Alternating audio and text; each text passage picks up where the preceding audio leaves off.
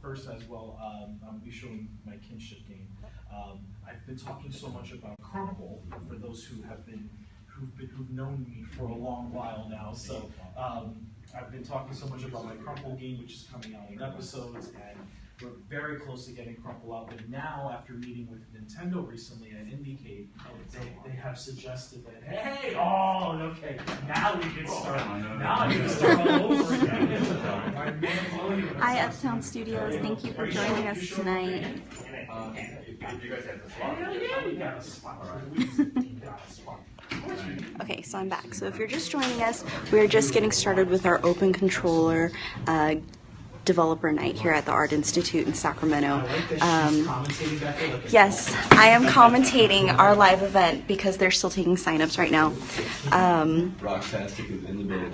Rocktastic Games is here. Next Software is here. We've got a game developer who just created a card game that he's going to be showing off. The UC Davis Game Developers Club is here to show off some music that they've created for their game. We're really excited. We're going to be partnering up with them in January for an event. We'll have more information for you on that. You can follow our live tweets on Twitter at IGDA_Sacramento. We'll be tweeting from there.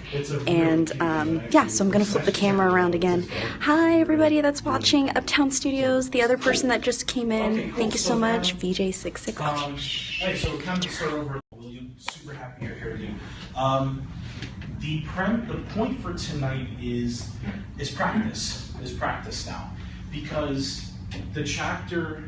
I started the chapter a couple of years ago, almost 3 years old now. In April will be 3 years, and the one thing I feel that hadn't been achieved very effectively in previous feedback nights was pitching. We're pitching to our peers now.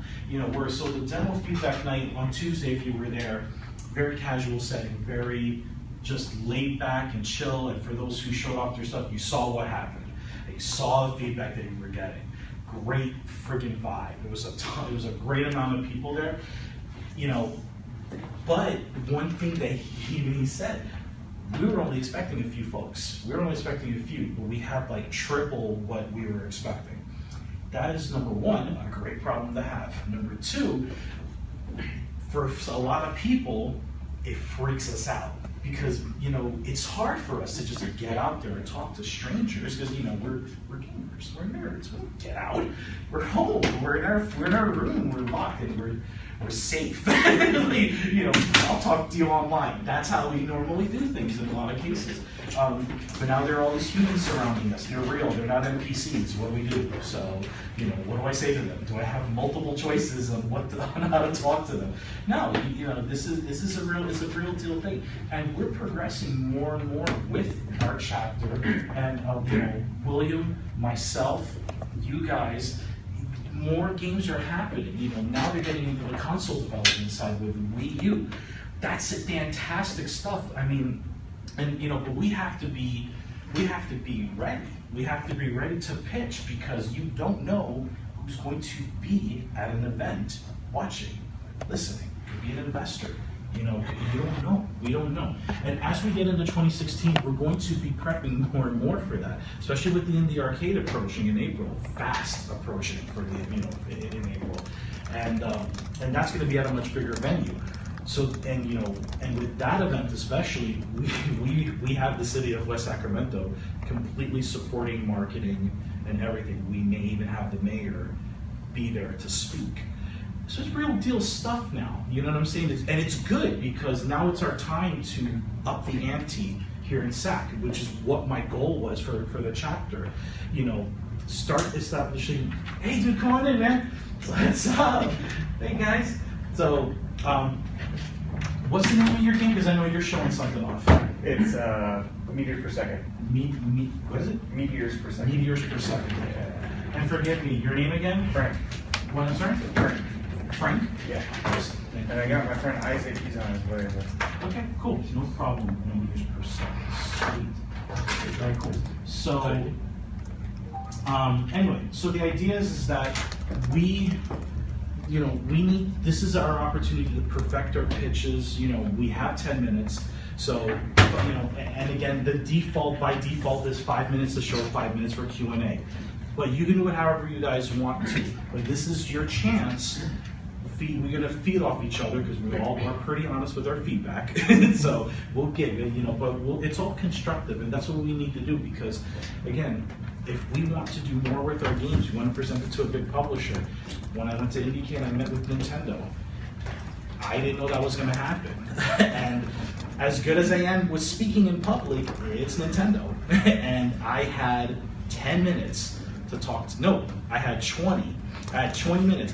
I swear to you, the 20 minutes flew. And, and that's the crazy thing. 20 minutes is a good chunk of time, but when you give Nintendo, so it was rough, but it was great because that's why now Crumble's going to be moving into Unity 2D because they feel it should be on the 3DS, and now Kinship should be on the Wii U. Okay, good. That's part of my plan. Not the 3DS part so much, but anyway. So the point is that this is going to be good stomping grounds for all of us to get comfortable with each other, show off our games, and we've got Brianna in the back that's going to be kind of highlighting all of this on Periscope. So who the hell knows who's going to be watching tonight? But all strange humans on Periscope, hi. So yes. So pay no mind to that. This is good practicing ground. So again, we're all going to be kind, of course, to each other. I really don't need to say that, but just constructive. But be clear and direct about the advice, and because we're all trying to help each other out. Does this all make sense? Okay, I'm done yapping. So what I'm going to do is I'm going to show off my game first, and then I'll keep it very brief since we've now got a nice little packed house here. So the game that I'm going to be showing, for those who don't know, it's called Kinship. I'm working on a few games right now. Kinship is my more ambitious title. Kinship is a 2.5D space, action sci-fi space shoot 'em up, or in short, a shmup. So if you guys know what a shmup is, I love you. So, because if I say shmup, and look at me like I got 5 million faces, like, so good. So the premise with Kinship really is it's not just a shmup, bullet hell type of thing. It's more of an enemy hell type of a game. You're going to be slammed from all directions from the enemy, from the ships. Tons of ships and bosses that you'll be fighting, and not so much fighting, but watching, but always a threat. And there's a very important story component with the game. I won't get into that so much tonight, but because it won't show that here. But the idea is that I have very big plans for this game. I'm planning a trilogy for this game. Other games that I'm making under our studio is going to be within the Kinship universe as well. Though you may or may not know that right away. The fact that I'm even saying that right now is too much. But I'm telling you that that's what I'm trying to do. I'm trying to create Kinship will not just be a game, it will be a universe. My own little universe, and other games will be other things happening within that timeline and the world. So let me switch off to here and make sure.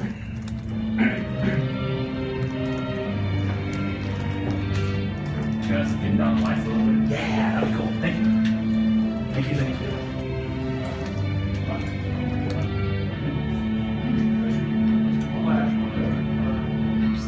Yeah, there we go. Cool. So, for those who have seen Kinship but haven't seen it in a while, the first thing you're going to see, press player 1 and player 2. Yes, this will be a co-op game, both local and online, but definitely confidently local. Definitely confidently local. Online. So it's all good. But yes, now without getting too deep into this, the player 2 aspect will not be what you think it will be. Like, oh, who's the second player?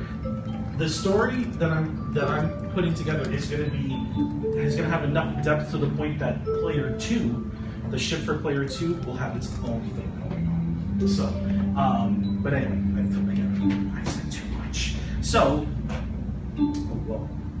okay, so let's get this started. And yes, by the way, 10 stages and a secret 11th one there will be as well.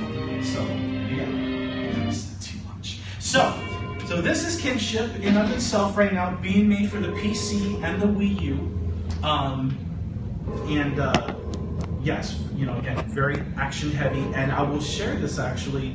This will probably be one of the last times you see this environment like this at all. Because we have a whole reworking of this level, and I just saw it today, and it is getting pretty. So, anyway, so for those who remember Kinship, and you know, you probably noticed, ooh, it's glowing blue. Why? So it's going to have a number of different moves that it can do, different abilities, and so. Yeah. So. It's not getting hit by me. No, it's not. Anything that says Nascent Games on it will not be damaged ever. So, but anyway, so what happens with this game is that as you're progressing through, you know, you're obviously under attack with with ships going on, and obviously the thing I wanted to make sure of immediately was the immersion of what's going on around you. You're not just shooting enemies and things are just popping out. You are dealing with a real deal threat. And so throughout the entire world, throughout the entire level, things will be happening. You will see things in the background that you just can't control, but it's going to happen. Now I mentioned earlier about the abilities that it will be able to do, that your ship will be able to do. Force field is definitely one of the new ones that we implemented some time ago. Another one that we're definitely planning to do will be this, the barrel roll, if you will, a la Star Fox, and a barrel roll.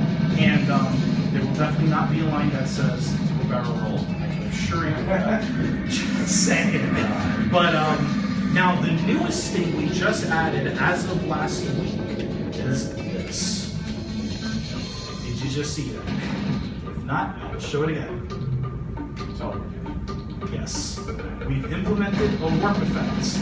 It is early, it is sloppy, but it sparkles, so that still makes it pretty. So, the idea with this is that if each of your abilities are going to be limited in some way. Like right now, obviously for demo purposes, I can do all that I want. But upon the final product, each of your abilities are going to have limited uses. So if your force field, your force field only lasts for so long, but you've got a ton of bullets or ships coming at you. What in the world are you going to do? You can dodge. You'll be able to warp around back and forth. Again, its limitations will be, what can you? Oh, for God's sake, I died. Damn it, I was so close. So, anyway, I really wanted to show you the boss fight, but anyway, guess I can't do that. So, anyway, so the idea here is that you're gonna have all these abilities. Now, one thing, in fact, that I can actually gather some feedback from you guys will be how I implement those abilities. Because for those of you who are familiar with the old school shmups like Gradius, Axlay, R-Type, UN Squadron, I can't leave out UN. I always forget to leave out. I always forget UN Squadron, but God bless that game. And the one thing I wanted to really kind of ask you guys, first of all, what did you think of it so far from the little that you've seen? What did you think? Okay, any questions? Yeah, I mean, it's good. I would say probably just because the projector is just hard to see some of the ships. Yeah. Again, once we we're kind of up against that right now. But I assure you, we'll fix that with you.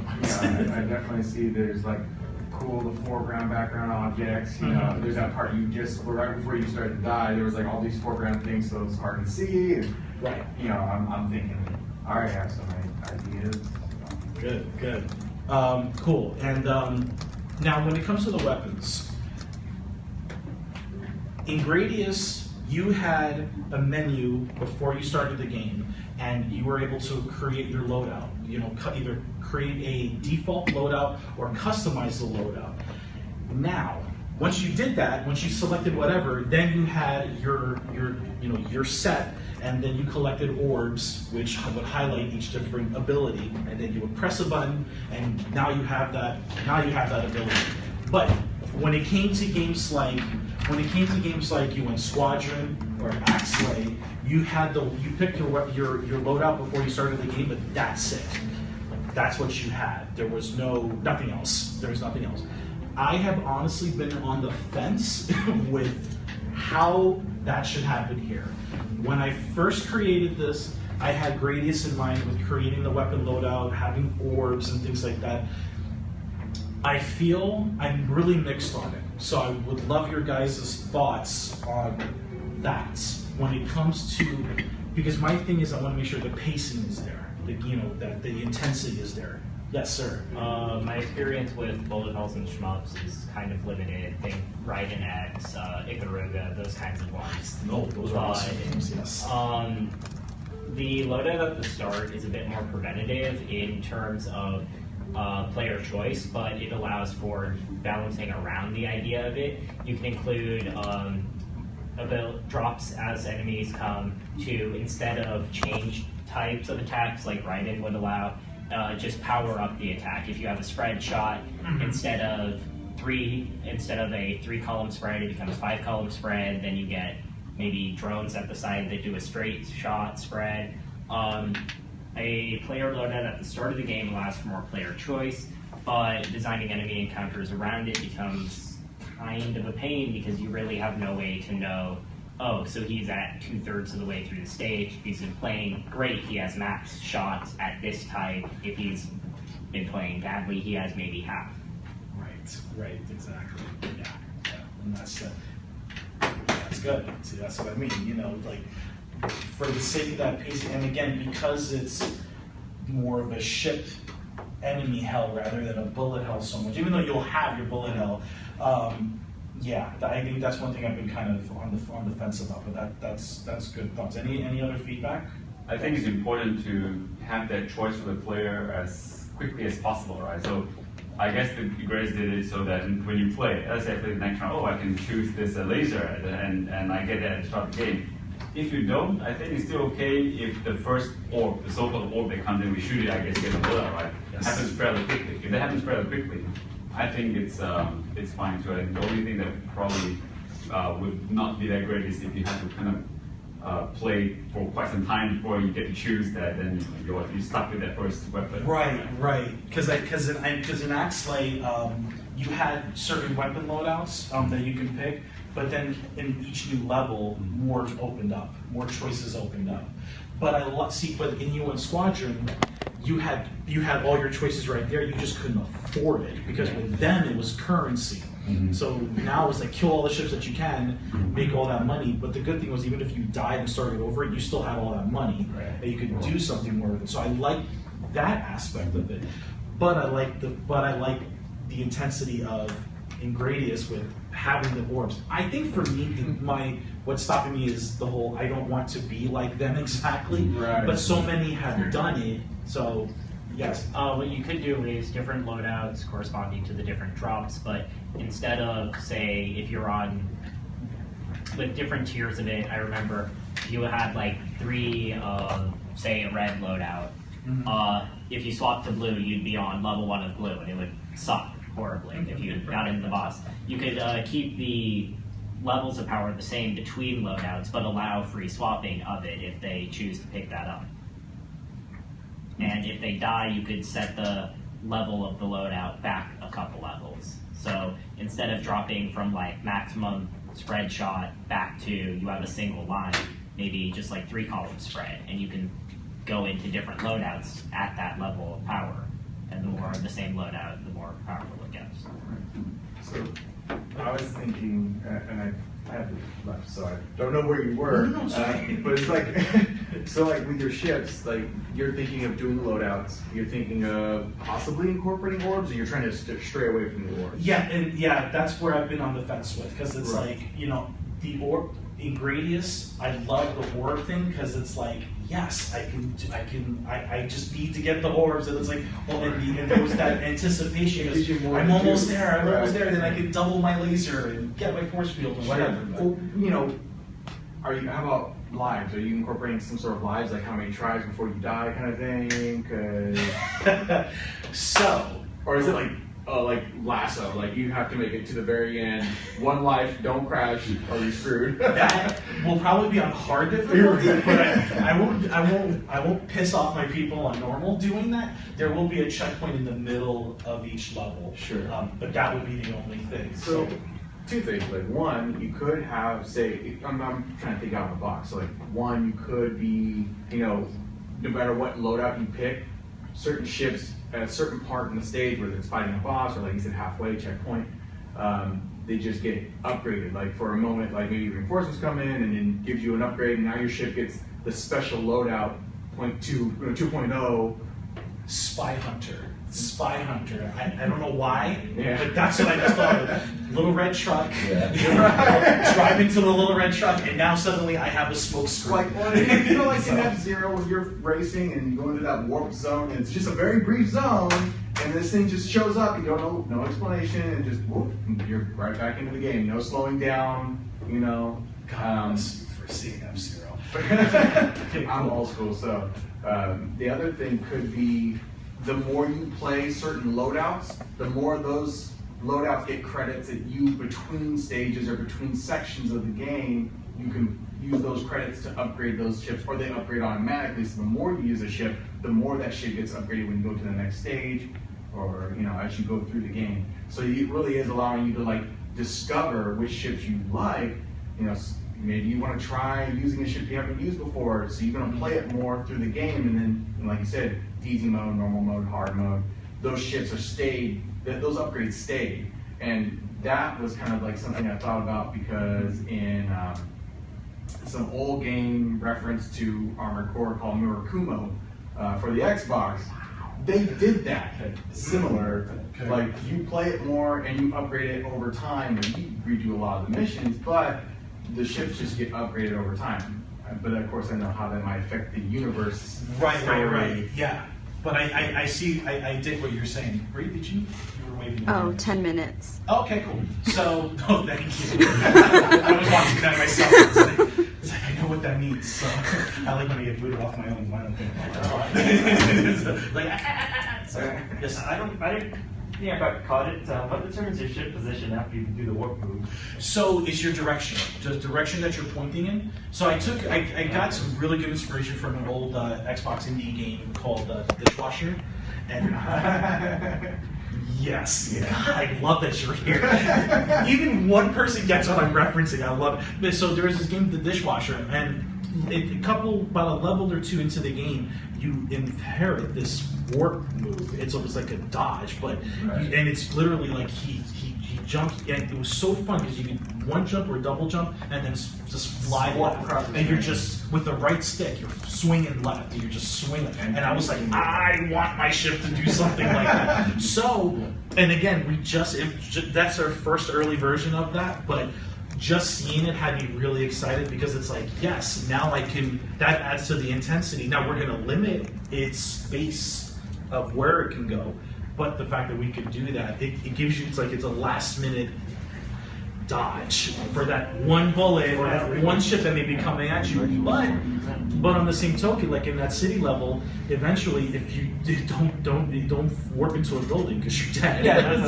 So we'll eventually do that. But yeah, so it's essentially just the direction that you're facing and just hit the button. I'm wondering if the players have the ability to kind of know where it's going to go so that they don't warp into like an enemy group or something like that. So what we'll do is that that'll be determined with in the main menu when you look at the controls, and you'll see that there. You know, like it'll just show like this is what you can do. Just be sure to do this, because I've seen really good tutorials like in game where it's like you've got this new move. It'll show you really quick, but because it's a shmup, I don't want to stop it. So I have to figure a way to like show people to do it, so people will like, yes, I got it. Oh, it's still happening. I'm still gonna die. So yeah, intensity. I love it. But anyway. Thank you so much for that feedback, guys. I really appreciate it. So, welcome, sir. I guess you're with them. Hi. Awesome. Yeah. Awesome. Cool. So thank you all for that great feedback. So now we're gonna get through things on our list here. Coming up first will be next scrub, showing off nuts and bolts. I am super excited about this game. So.